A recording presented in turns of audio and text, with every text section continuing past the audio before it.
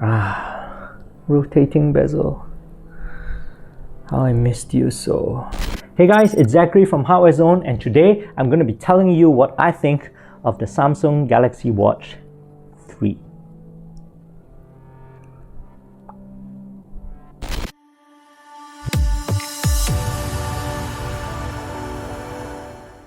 Now, rewind a little bit.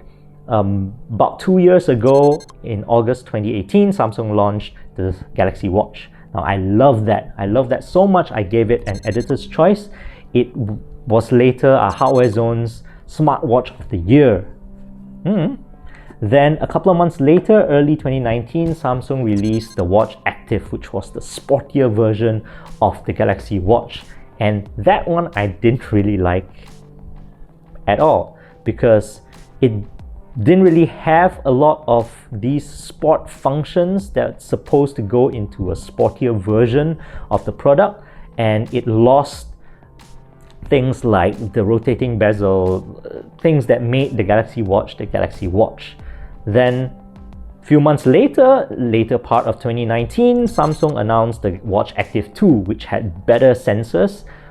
Great, but it still didn't have a rotating bezel. They tried to appease people like me who was complaining about the rotating bezel. I've said it so many times now, you could probably make a drinking game out of this. And when I saw the Watch 3 coming out, I was like, yes, finally! Until I compared specs, and I was initially, from a high, I went back down to a low, because then this just looked like the Watch Active 2 with a bezel on it. Like, what's new? But now that I've been playing around with the watch for about 2+ weeks, it's kind of grown on me. Okay, let's not beat around the bush here. The Galaxy Watch 3 is the Watch Active 2 in disguise. Now, I have some of the specs here right in front of me, so we can just have a quick comparison, right? Galaxy Watch 3 comes in two sizes, 45 and 41mm, while the Watch Active 2 comes in 44 and 40. Now, this 1mm difference is probably the inclusion of the physical rotating bezel, because both watches on both sizes have the exact same screen size, pixel resolution, and display. Both watches are powered by the same processor, the Exynos 9110 is dual core. Both watches have the same battery capacities on the two sizes. The larger 45mm has a 340 mAh battery, the smaller 41mm has a 247 mAh battery. They both have Wi-Fi LTE models, Bluetooth 5, NFC. What I can see is that the Watch 3 has slightly better GPS support and has a larger memory, larger storage on board. So it's 8GB versus 4GB on the Watch Active 2. So you can basically install more apps or download more songs on the Watch 3. But otherwise, everything else seems to be the same. And from what I can tell, all the sensors on both watches, like heart rate monitoring and everything, are the same as well. None of those have been upgraded as far as I can tell, because the Watch 3 has ECG support and blood pressure monitoring.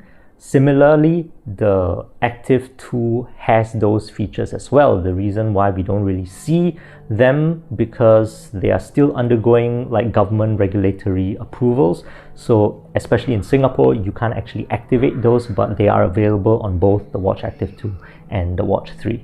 Now, with all things being equal, why is it that I like the Galaxy Watch 3 so much more than the Watch Active 2? The physical rotating bezel is really that integral to the whole user experience that it changes so much that the Watch Active series didn't have it. So this problem doesn't really raise itself on other smartwatches like the Huawei Watch GT or your Fitbits or your Garmins, because most of these other wearables have very limited or fixed sort of app and system settings, where you're basically only going through or scrolling through 3 or 4 screens or options. With the Apple Watch or the Samsung Galaxy Watch, you have menus and sub-menus. Your notifications are pages long. You get to see pictures as well. You're scrolling through multiple complications and customizations, and it just doesn't work without this sort of physical control. If you think about it, the Galaxy Watch is probably the only other truly full-fledged smartwatch other than the Apple Watch, right? And as far as Androids are concerned, well, this is basically the only option that you have. And when I say full-fledged, I mean a smartwatch that has its own ecosystem, that has its own app store, that has apps that actually run on the watch itself independently of your phone.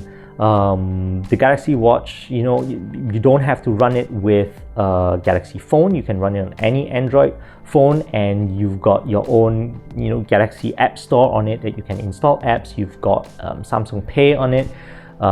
Things like Spotify, for example. Most other smartwatches only run Spotify as a sort of remote to your smartphone, while the Galaxy Watch can actually run Spotify both as a remote and as a standalone app. So I don't have my phone with me. I've put it aside, but I can basically just start Spotify from here. I can play a song that's on my phone, linked to my phone, and when I go offline and download songs and playlists into the watch itself. Now, besides being more smartwatch than other smartwatch, the Galaxy Watch 3 is actually a very robust fitness wearable. I mean, it doesn't have to be the active series. The Watch 3 itself has all the sensors, has all the tracking that the active series has. Now, in addition to that, it's gotten a software upgrade, so it now shows VO2 max for your runs. You can actually get SpO2 blood oxygen monitoring on the fly manually if you wanted to. It tracks your stress. In terms of tracking itself, I'm actually very impressed at what Samsung has done. Well, for example, the Huawei Watch GT2e, which I reviewed recently, Huawei threw in 100 exercises into the watch that it can track, everything from belly dancing to dart throwing to karate, taekwondo, and all those kind of things. But the watch doesn't actually track that. I mean, there's nothing really to track about belly dancing, like rotations of your belly. I don't know, right? It really just tracks your heart rate, right? But the Watch 3, if you go into its workout modes, right, besides your usual running and swimming and treadmill runs, you can actually track sets and reps in the gym for things like arm curls, arm extensions, back press, burpees, crunches, deadlifts, front raises. Whether or not these are useful to track while in the gym, I'm not sure, but I kind of use it like sort of a log of my exercise, and it does track these exercises pretty accurately. Like even for swimming, like the last time I went for a swim with this and I tried with the watch, where's my pool swim, it didn't just track my splits, it didn't just track my laps, it accurately detected my strokes as well. So I was switching between a breaststroke and a freestyle. It actually even shows that, which I thought was pretty cool. And for runs, it goes even deeper. It doesn't just tell you your heart rate zone, your cadence, which is what most watches do. The Watch 3 paired with the Samsung Health goes into advanced metrics, right? It shows me things like asymmetry, contact time, flight time, regularity, my stiffness, which it says I need to improve.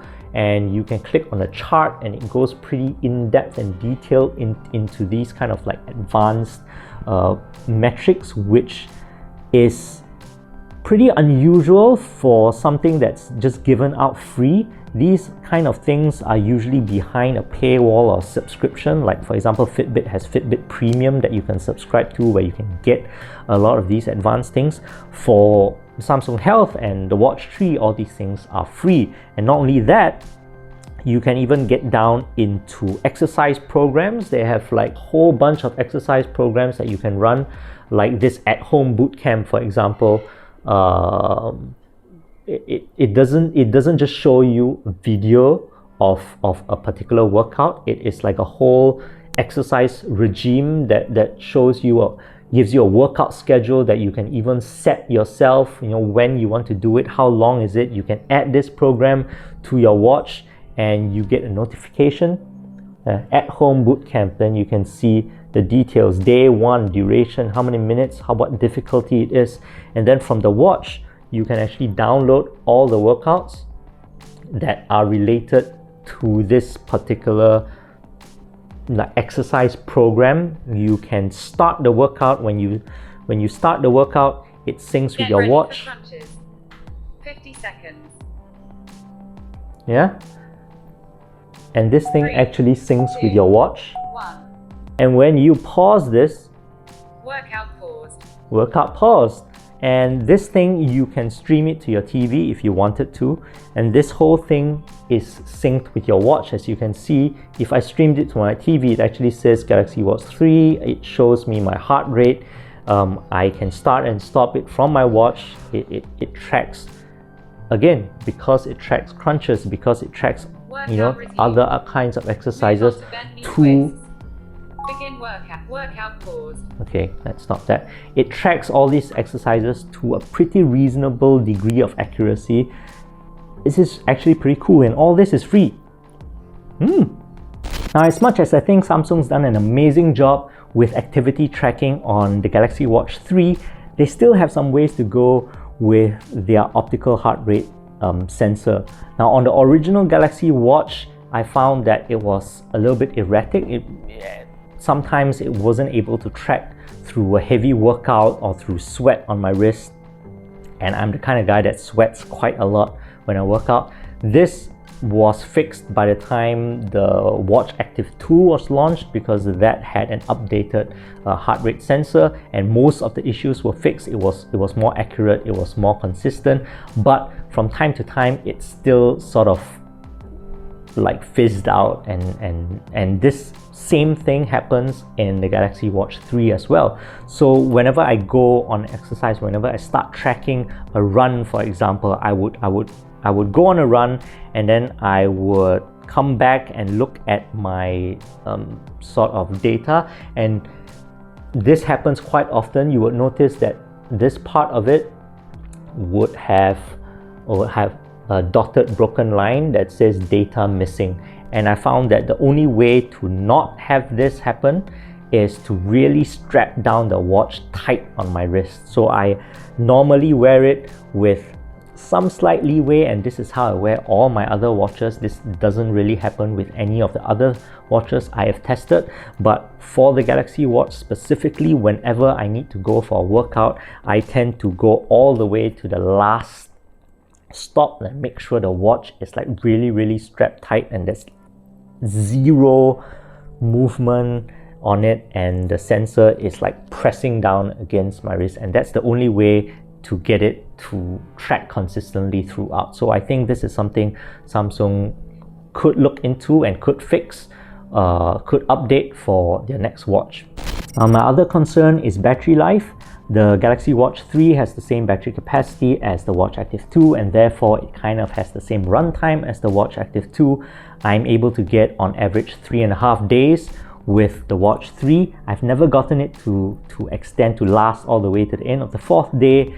If I do work out consecutively 2 days in a row though, I would have to charge it on the 2nd day. Now there's two ways to look at this. On the bright side, 3-day average battery life is 2 days more than the Apple Watch. On the other end, the Watch 3 actually has half the battery life of the original Galaxy Watch. Now, for me specifically, a sort of 3-day average is neither here nor there. when I wake up in the morning on the third day and I see that I have like 30-ish percent left, I get a little bit antsy. When it dips below 30, I think it's a mental thing. It's like, I know it can last, it should have enough juice to last, but I keep looking at it like 27, 26, 25. I need to charge it. So yeah, that's just me. Just take note that if you do intend to buy the Galaxy Watch 3, it's gonna cost you a pretty penny. The one I have here, the 45mm Bluetooth edition, is a recommended retail price of 698 Singapore dollars. The LTE edition would set you back $848. Is it worth it?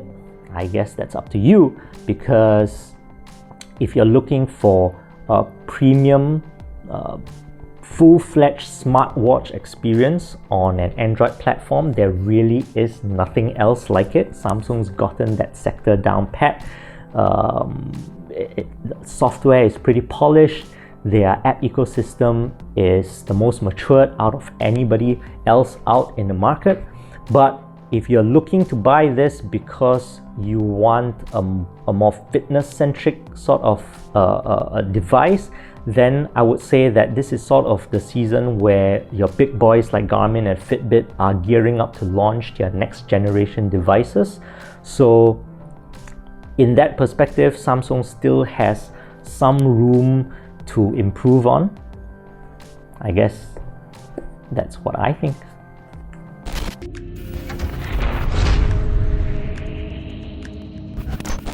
Hey guys, before you go, don't forget to check out HardwareZone.com for more of our articles, trends, reviews. Follow us on Facebook and Twitter. Join in the conversation. Like and subscribe to our YouTube if you want to see more of these videos. Do it.